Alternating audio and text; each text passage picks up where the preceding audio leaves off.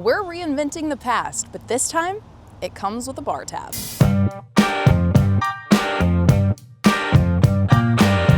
So the overall consensus of Huntsville is that it is a smart place.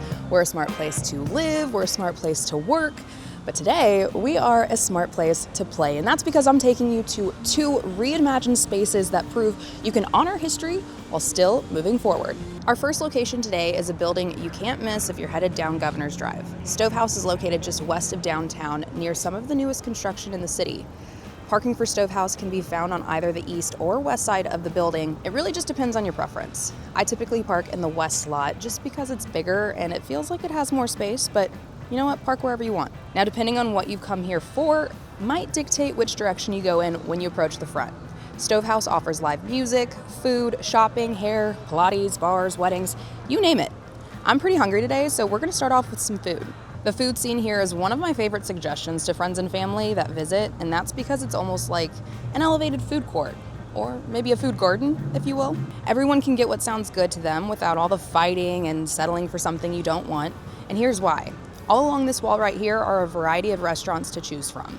You have Mexican, barbecue, Chinese, Mediterranean, even dessert. Honestly, the hardest part is just choosing what sounds best. Each location is just big enough for you to go inside and order. Although some of these places might have a spot for you to eat inside, I wouldn't plan your visit on eating inside because those seats are very limited. However, there are spots like the booth that offers a little more indoor seating on those rainy or cold evenings. Honestly, it's really hard to pick just one of these places to go to. You can get a little bit of everything at each of them if you really want to, but today I'm gonna go to a place that I haven't been to yet, and it's because it's one of the newest places here at Stovehouse. It's called Soul Good Korean Fried Chicken.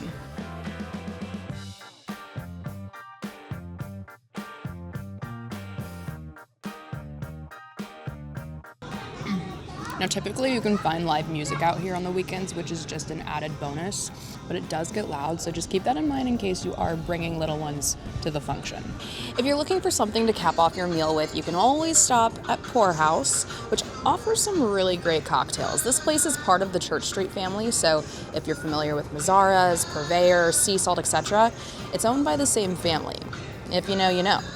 There's also Osteria Luca located over here, which is also new. I have yet to try this place, but I've heard some really great reviews, so I'm gonna have to try it sometime. Now, aside from the delicious food, Stovehouse also offers a small bit of shopping from local small businesses in the area. There's also a hair salon here, which, shameless plug, this is where I get my hair done. But now seems like a good time to go ahead and address the elephant in the room. Between the food, the shopping, the live music, how on earth did they come up with the name Stovehouse? It was first built as Rome electric stove. They built it in the 1920s. They built the first electric stove that was ever developed in the U.S. And they kind of had some trouble, went into bankruptcy, and Martin Stamping and Stove ended up getting them out of bankruptcy. So in 1939, it became Martin Stamping and Stove Factory, and it stayed that until 2001, so 62 years. So even up into when we bought it in 2016, it had always been a stove manufacturer to some degree, some capacity. We wanted to keep that vision, that history, stay true to it, keep it alive. And so everything that we do here at Stovehouse is for the community. So really, we try to bring all those community aspects together. Any given night, you can sit underneath the stars and enjoy music, and that is one of my absolute favorite things to do. When I have people come to town or just friends, family, and we want to gather somewhere where there's always going to be the best live local music, but then we can pop into a coffee shop or we can take a stroll and do a little retail therapy, and that is probably my absolute favorite thing about being here, is there's a little bit of everything all within one place. Super cool stuff, and I highly recommend paying a visit if you haven't already. Now, what if I told you in addition to an old stove factory, I also found a school that you actually want to stay after hours at? Let's head to our next location, Campus 805. We have our memorabilia cabinet here, so there's all kinds of stuff from when it was Butler. All through the halls is stuff from when it was Stone Middle School as well. And we just kind of keep little pieces of history. Welcome to one of my favorite concepts I've ever visited. Just a block or two over from Stovehouse, you'll find Campus 805, a refurbished school building that now offers venue space in the old cafeteria, a brewery in the former gymnasium, a speakeasy, arcade, light shows, and much, much more. This building was actually constructed as an addition to the UAH campus, but a year after its construction, it was converted into Butler High School, which consolidated a handful of the local high schools all into one building. After its stint as a high school, it actually transitioned into Stone Middle School, where it stayed as such for a few decades. Now, there are a couple of different reasons why I think this is one of the coolest venues in Huntsville.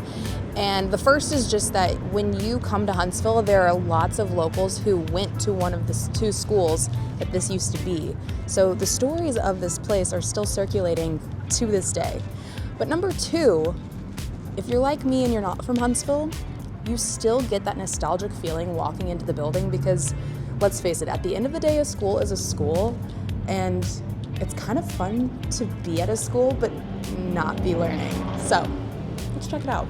When you walk in the front of the building, it immediately feels like you're headed to class.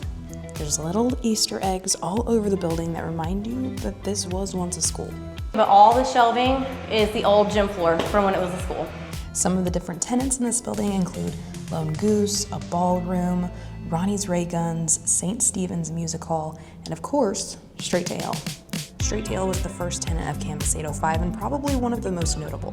That's because it's a brewery that uses the old school gymnasium. Actually, the entrance is here, so that's why there's like a change. They added on this part so that there was room for seating. And so this was the old entrance to the gym though. And so we added this space on, and then here we added these windows in, so that way you can really get the full experience of the brewery. So these windows are new, and then the bar is made out of the old bleachers. The top of the bar is the old basketball floor, but then the bottom is all the old bleachers. Straight to Ale offers food, beer, cocktails, and a nice patio. There's also a speakeasy located on the side entrance behind some lockers.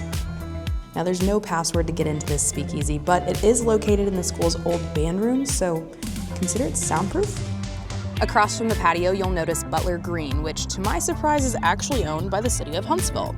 Out here, you're gonna find local events, live music, and honestly, just a solid spot to bring your dogs or kids to run around. Across from Butler Green is Yellowhammer Brewing, which we featured in the first season of this series. Make sure to go back and watch our beer trail video if you want more on that. This whole area is actually part of Campus 805 as well, although it wasn't part of the school campus, but that means you can walk your purple cups across Butler Green.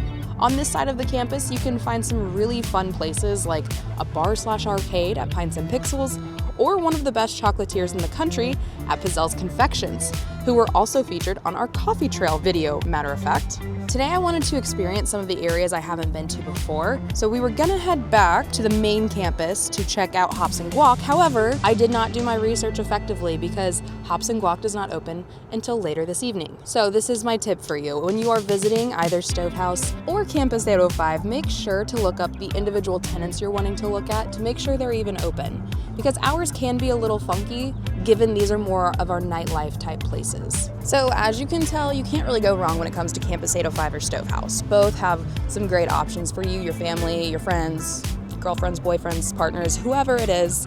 There's usually an option for somebody. And now a little known fact between the two is that combined, they create a Purple Cup district, which means you actually can walk a Purple Cup between the two.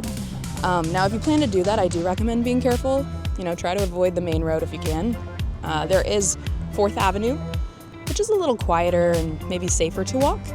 But technically, you can make it happen. So that's gonna do it for this video. If you like this, please let us know in the comments below. If you don't wanna miss one of our upcoming videos, hit that subscribe button. But until next time, go back and watch our old videos to see what is really so smart about the Rocket City. See ya.